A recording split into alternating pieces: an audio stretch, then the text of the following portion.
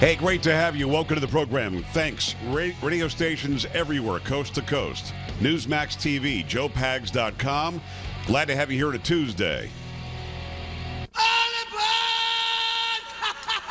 Crazy Train Tuesday. That's what we did. Used to be Jive Talking Tuesday. E-O-U. But we try to be educational as well, so we have the vowel song, is what I like to call it. Come on. Lots to get to today. Bottom of this hour will be Katrina Pearson. She is, of course, a spokesman for the Trump campaign. Looking forward to talking to her at the bottom of the hour. It's my news anchor, also General Payne, Carrie Lockie. Carrie, what's going on? Hey, how's it going? Watched it last night? Of course I Initial did. thoughts, let's go. It wasn't exciting as I thought it was going to be. I think Trump came out strong the first half. Yeah. Maybe Hillary won the second half. I noticed Lester Holt kept interrupting Trump and kind of being that fact checker on Donald Trump and not so much on Hillary Clinton. Right.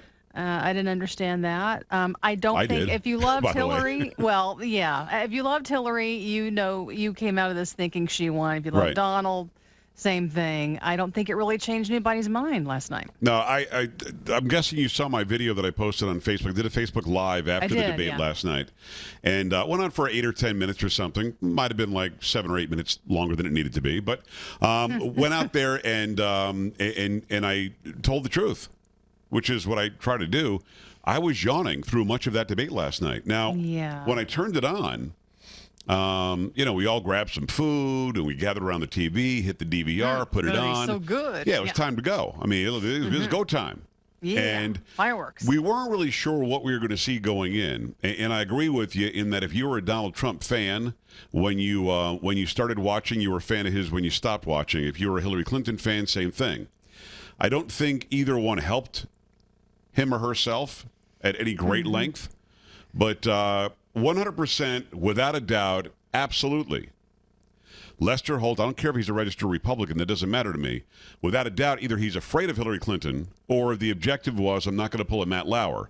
I'm not going to ask her difficult questions. I'm not going to go after Benghazi at all. I'm not going to hit her on Libya No Clinton at all. Foundation. Yeah. Not going to hit her on Clinton Foundation at all. I'm not going to hit her on the email server other than the fact that Donald Trump brought it up. And then Lester Holt gave her a chance to give her a standard line. Listen, I made a mistake, and I wouldn't do it again. And then that was it.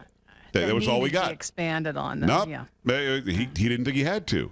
Now, the one part that you're talking about where he did challenge Donald Trump over and over and over with the women, with the also the whole idea that he said he was for the Iraq War and that he wasn't for the Iraq War. And my friend Sean Hannity got a lot of shout-outs during the 100 million people thing last night. I heard that. Talk to Hannity. We argued. I argued with Hannity. I was against it. I was against it. I guess he did some radio show with Howard Stern and in 2002. Yeah, several years ago. Have you seen this? Because I haven't seen it. I guess he goes, whatever you go in, whatever. Yeah. But he's been staunchly on the record against the Iraq War. And for some reason, and by the way, I was for the Iraq War. I don't agree with Donald Trump on this, but he was against it. But Lester Holt had this loaded question. Since you were for the Iraq War, how can you... And he said, stop, I wasn't. What are you talking about? Well, you were for the Iraq. No, I wasn't for the Iraq War. I'm on record not being for the war in Iraq. Right, but because you were for the Iraq War, he wasn't going to waver from that. And he never once did that with Hillary Clinton. Now, I made some observations last night, and I'm not a doctor, and I don't know anything from anything other than what I've seen, what I've heard doctors say, what the speculation has been. And I thought Hillary Clinton looked vibrant. I thought that she looked in control of her faculties. Didn't appear to be an issue that for an hour and a half they stood there. But I will say this. And again, maybe I'm a conspiracy theorist, and maybe I saw something that wasn't there. But Hillary Clinton, as Donald Trump was speaking and saying things she would normally disagree with, appeared to be nodding in agreement. And now, again, there's speculation all over online. You look it up on YouTube. There's a doctor, I believe out of Texas, who goes on and on about what he thinks she's afflicted with, but it would have to do with, moving your body and maybe involuntary ways. Now, I didn't see anything overwhelming last night. At one point, Polo even sent me this JPEG or some sort of a small video, short video of her with the shimmy that she did. She was doing some shimmy. It was very weird, and it was just a little bit too long. But Paula, what did they call that in that piece of? It was like a moving GIF or something you sent me. What did they call it? A shimmy, a shake? It was just a little bit too long. What she did. Yeah, I think they're calling it a shake, and of course, people were putting other videos together with it to kind of make fun of it. Somebody put some music in the background. I mean, at some point, Trump stopped speaking. And when he stopped speaking, she does this completely out of character thing. And the shoulder thing, I know you can't see it, but the people on the TV can. The shoulder thing, and of course, I'm trying to dance badly, which we all know I can't do. I'm really the dancer on the crew. But this shoulder thing where she tried to come off as what? I fun? didn't see that. Well, you probably fell asleep. As I said, it was a very boring debate. Did Donald Trump do what I thought he would do? He did not. He did not. It was weird because he was not going to sit by and let her lie. So he would interject and interrupt and talk over it a little bit, something I didn't think he'd do. But then at the end, and much has been ballyhooed about this, he said that he was going to hit her back, but because of her family being in the audience or something, he decided not to. Which I found to be very odd as well. What was he going to say? I mean, he should have just said what he was going to say. I mean, she brought up all this stuff about women, lies, brought up the inequality of women's pay, which is not true, brought up something from 1973 about how he was sued by the Justice Department or something, and they settled, then brought up something from 2002. I mean, they're going, basically, this was, Donald Trump, this is your life. And with Hillary Clinton, in the past 6 months, I've this, and this. Like, we don't have to look back into her history at all. Not Benghazi, not the failed Senate seat, not the failed Secretary of State job she did, not the failed First Lady job she did. Just not covering for her husband, knowing that he's a known philanderer, not admitting to it not having been a right-wing conspiracy. He actually did go after the heavy-set intern.